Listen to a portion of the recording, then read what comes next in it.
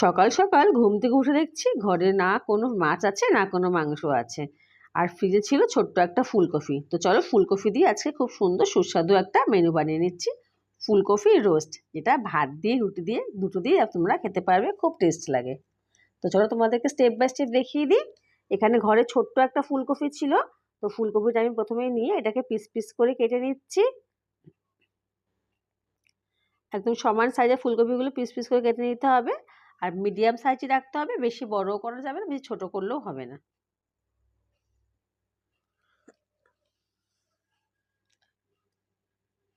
তো এইভাবে আমি সব ফুলগুলোকে বের করে নিচ্ছি।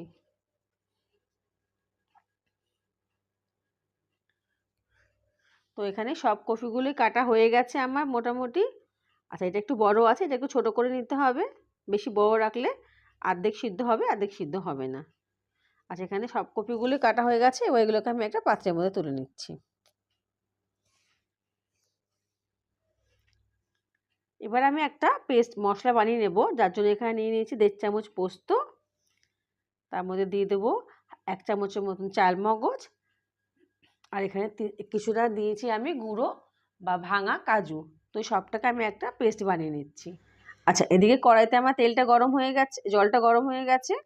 তো জলটার মধ্যে আমি একটু নুন দিয়ে দিলাম। এখানে আমি ফুলকপিগুলো যে কেটে রেখেছিলাম, ফুলকপিগুলো একটু ভাপ দিয়ে নেব।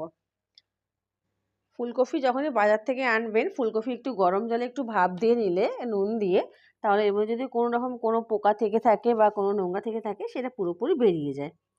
তো ফুলকপিটা আমি বেশিক্ষণ বয়েল করব না, আমি অল্প একটু বয়েল করেই তুলে দিচ্ছি। তো চলো, এখানে সব তোলা হয়ে গেছে।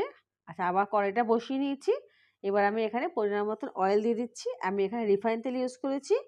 ফুলকপি রোস্টে রিফাইন তেলটা ইউজ করাই ভালো। আচ্ছা, তেলটা গরম হয়ে গেছে, এবার কপিগুলোকে আমি ভালো করে ভেজে নেব।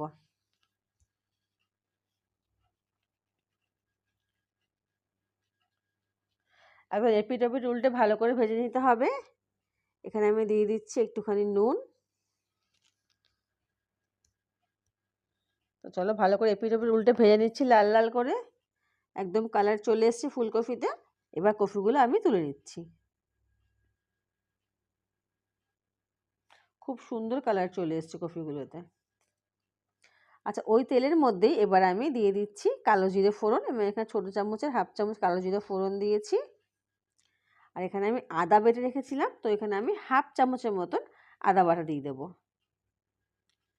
আর একটা টমেটো, আমি যেটাকে আমি পেস্ট করে নিয়েছিলাম, একটা ছোটো টমেটো পেস্টটা এখানে দিয়ে দিচ্ছি। এবার এটাকে একটু ভালো করে নেড়ে চেড়ে কষিয়ে নিতে হবে, যাতে আদা আর টমেটোর কাঁচা গন্ধটা চলে যায় পুরোপুরি। দেখতে পাচ্ছ ভালো করে কষানো হয়ে গেছে, কেন কি মশলা থেকে আমার তেলটা পুরোপুরি বেরিয়ে এসছে। আচ্ছা, এখানে আমি অল্প একটু হলুদ দেবো। এই যে মেনুতে হলুদটা অপশনাল, তোমরা চাইলে নাও দিতে পারো। এবার যে আমি মশলাটা বানিয়েছিলাম কাজু পোস্তর মশলা পেস্টটা, সেটা আমি এখানে দিয়ে দিচ্ছি।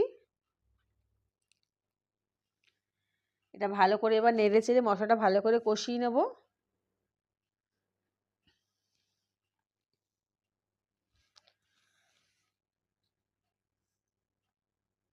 এবার আমি যে মিক্সিতে যে আমি যে পেস্টটা বানিয়েছিলাম, সেই বাটিটা ধুয়ে জলটা আমি এখানে দিয়ে দিলাম।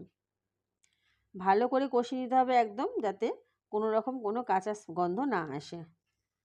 তো দেখতেই পাচ্ছ মশলা ভালো করে কষানো হয়ে গেছে, একদম তেল মশলা থেকে বেরিয়ে এসছে।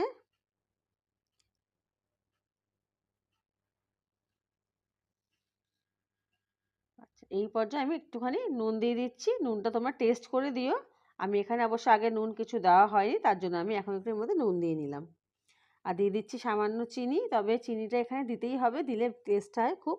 যেহেতু ফুলকপি প্লাস নিরামিষ তরকারি, তো চিনিটা দিলে খুব টেস্ট হয় খেতে। তোমরা চাইলে নাও দিতে পারো।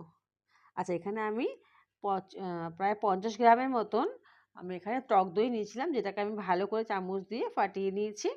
আর এই সময় কিন্তু গ্যাসের ফ্লেমটা একদম কমিয়ে দেবে, না হলে দইটা কিন্তু কেটে যাওয়ার সম্ভাবনা থাকে। এবার দইটা দিয়ে ভালো করে মিক্স করে নিচ্ছি। দেখতেই পাচ্ছ খুব সুন্দর একটা কালার চলে এসছে। আচ্ছা, এখানে পুরোপুরি মশলাটা কষে গেছে। এবার ভাজা যে ফুলকপিগুলো ছিল, ফুলকপি ভাজাগুলো এর মধ্যে দিয়ে দিচ্ছি। একটু ভালো করে নেড়ে চেড়ে নিতে হবে। খুব তাড়াতাড়ি রান্না হয়ে যায়, খুব ইজি পদ্ধতিতে রান্না হয়ে যায়। তো চলো এটাকে ঢেকে রাখছি 2 থেকে 3 মিনিটের জন্য। আর হ্যাঁ, যদি আজকে তোমাদের আমার এই ভিডিওটি ভালো লেগে থাকে তাহলে আমার চ্যানেলটিকে সাবস্ক্রাইব করে দিও, লাইক, কমেন্ট অ্যান্ড শেয়ার করে দিও। আর যারা ফেসবুক থেকে দেখছো প্লিজ আমার চ্যানেলটা ফলো করে দিও। বাই দ্য ওয়ে, আমি টুম্পা, তোমরা দেখছো জেটিআর টুম্পাস কিচেন। তো কথা বলতে বলতে এখানে আমার মেনুটা পুরোপুরি কমপ্লিট হয়েই গেছে। আর হ্যাঁ, তোমরা কে কোথা থেকে দেখছো প্লিজ একটু আমাকে কমেন্টসে জানিও, তাহলে আমার খুব ভালো লাগবে। তো চলো এবার আমি তোমাদেরকে সার্ভ করে দেখাচ্ছি।